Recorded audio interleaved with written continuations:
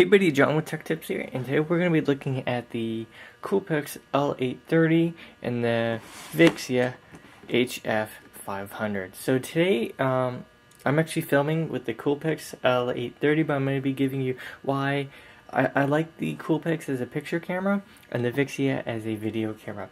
So as you can already see, and as you could tell in previous videos, I can record in 1080 at 30 frames per second. I can record in 720. I can record in a whole bunch of formats. I can even record up to 60 frames per second and interlaced. The only issue is that interlaced at 60 frames has a ghosting of the previous image, so I usually keep with 30 frames per second. But again, it is very compact, so you can keep everything that you need in your hands. The only issues again was the interlace. In case you want to go up to 60 frames per second, you're gonna have issues. And then no external audio jack. It was, except for those two things, it was otherwise the best camera. And again, if you don't want to get an actual video camera, this is actually a really good one that will give you what you need, because it actually gives you really, really awesome pictures and some video for the price that you can get with it. So, it's your overall basic camera. That's what I say. I don't really deal with a whole bunch of cameras. I've dealt with the Coolpix family for a while. I have an older camera that's a Coolpix that's 10 megapixels, but when I made the jump to this, I had no regrets. It is from Nikon, and my family does have Nikon cameras that I played with, and they were really nice. You can't add any adjustability. You can't add, stuff to the actual lens. But the lens does have, enough zoom-in capability that you're going to be nice. It has enough stabilization that it's nice. And the audio is actually better than I thought it would be when I bought it. The only issue is that when I'm farther away, there is no external, mic point where I can just hook it in, either do a shotgun mic, a long extension mic, or even a wireless mic set. So that was the issue, and is growing to be more of an issue since I'm thinking about doing, going to shows, interviewing, and just being a better, actually, reviewing channel. So the Nikon's really nice, and I'm actually going to use it. So I'm going to use the Nikon and the Vixia as my two main cameras at this point. The Coolpix to, if I'm on a show floor and I don't want to bring the Vixia, or if it's charging, whatever, I can use the Coolpix and still get some really awesome video and audio. And if I need to take pictures, this is going to be my go-to at the 16 megapixels. It's basically you're getting 3K pictures, and it's really, really, really nice. So you get really crystal clear images, some really nice video. And if you're on a budget and you don't want two devices, the Coolpix is actually a really, really nice device to get. Now, going to the Canon Vixia HF R500, it is a camcorder, and it does give you full 1080 HD. It records, it has HD CMOS, so it's going to give you 1920 by 1080. It's, again, yeah, they just repeated themselves, 1920 by 1080. HVC HD progressive, which is some sort of like Canon video codec. MP4, that's actually what I'm going to be using it for, because the HVC CHD, I've actually encoded into that and taken files that were HVC HD and converted them into MP4. And I actually do prefer the MP4 codec because it records at 35 megabytes per second rather than the 24 or the HVC HD. Also, this takes a SD card XC, which I actually do have.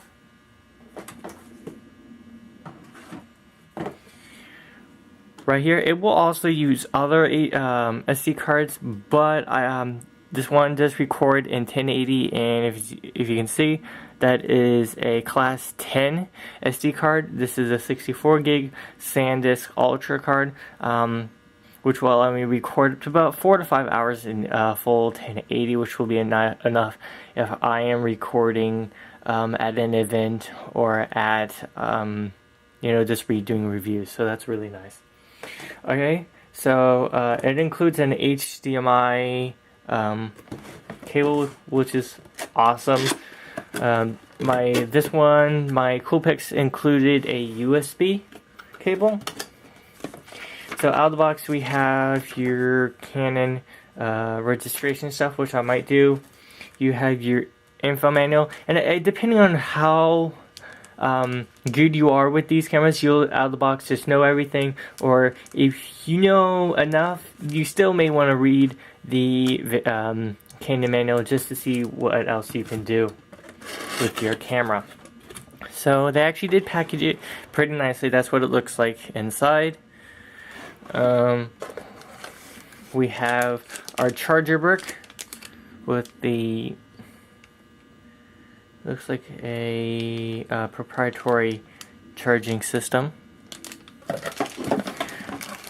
We have the battery, and I heard mixed reviews on this battery due to the fact that when it first came out it was a really bad battery, and they maybe fixed that. I have no idea. I may invest in a third-party super battery that will give me a longer charge. This one I believe is like an hour and a half, an hour-ish, which will be fine for me at this point.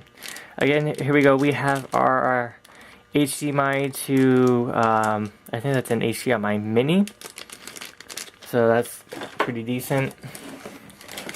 And then we have a standard USB, so we have our USB mini to our big USB. And then we actually have the camera itself. So the camera itself is actually pretty small. As you can see, it's like right there. And we have the shutter. We have the screen. Now, another reason why I looked into this is that I can flip this all the way around, so when I'm recording myself, doing reviews, I can see what I'm doing and make sure I'm actually in the scene. So I can flip it down if I'm recording over somebody or over somebody's head, and I can flip it all the way around. I believe it is touchscreen. You do have a SD card slot right there. This one does not have the internal stuff, because I didn't want all the extra, you know, Wi-Fi capability and all that stuff, because it just didn't seem like I would use it or need it. So we have on off, we have the play button, we have the USB, HDMI out, we have a headphone jack, actually in case I have one of my brothers or a friend filming, if I'm at an event, they can hear the audio. They can say, hey, you need to raise your voice, or you need to lower it, whatever. Or they can actually hear they know how the audio sounds, and then they have audio video out. They have also a mic jack, because I do have a shotgun mic. We have zoom in, zoom out. This does, there we go, we have our shutter opener. And with our battery port, our DC in, and then we have a battery release. And we have two ports, so you can actually screw this onto a bigger device or onto a smaller joins. So it is actually really basic. Oh, and your regular push to record. So it is actually a really basic camera. It's not ultra base. It's not, you know, ultra. They do have, this is the Vixia 500. They do have the 600 out, but the features are basically the same. I think they're just going to improve upon it and make it look better. But this is actually a really, really nice camera. Another thing is that if I actually do filming like I am right now, where my camera is like this, I can move this all the way around. So I can do it, because right now on my Coolpix L830, I can move the screen like this. So I can only do it like that, and a bit down. I can't rotate it all the way around. So it is a nice little compact camera. I'm gonna get, this is an DL mount that I have, so I can literally just, I'm gonna see if I can find which mount it goes to and mount it.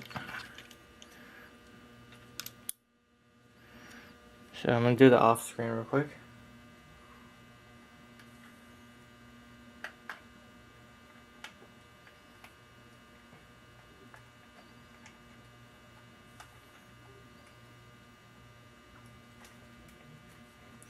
So there we go. I have the mount. So it would literally be, okay, I am filming it.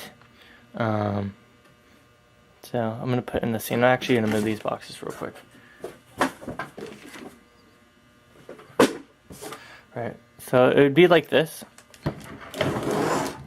You'd hold it and you'd see everything on the screen. You'd hold this area. You would have your shotgun mic here, your light over here maybe, or just keep it like this. And that would be actually pretty nice. Again, the key point of me getting this was I have that mic, so I can put in a internal, actually an external mic setup. So I'm gonna do some filming of with this camera real quick, guys, so to see how it works, how it runs, and everything. Comment down below on like how you think, should I have upgraded something else. Ask me any questions that you have on this. Again, if I go to any events or do any like reviews of products, it's going to be basically this camera and the one that you're seeing through as my two main guys that I am always going to use. That's because I think that, well, they're not like prosumer or pro level. They are at the level to where they contain more than your just basic level, which is great for me because I need more than your basic level camera or whatever. Because this records in 60 frames per second. Instead of interlace, I think it's regular. They have interlace and they have a 1080p. Progressive, I think, which is not so jittery, which is a whole lot better. So hopefully you guys enjoyed it. I'm sorry if it's kind of like jittery or whatever. I'm really kind of excited. I'm gonna set up everything and show you how everything is with the actual video. And so I'll see you guys in the next video. Hopefully you guys enjoyed it. Remember, hit the likes if you liked it, comment down below, and subscribe if you would like to see more videos, but only if you want to. Bye, guys.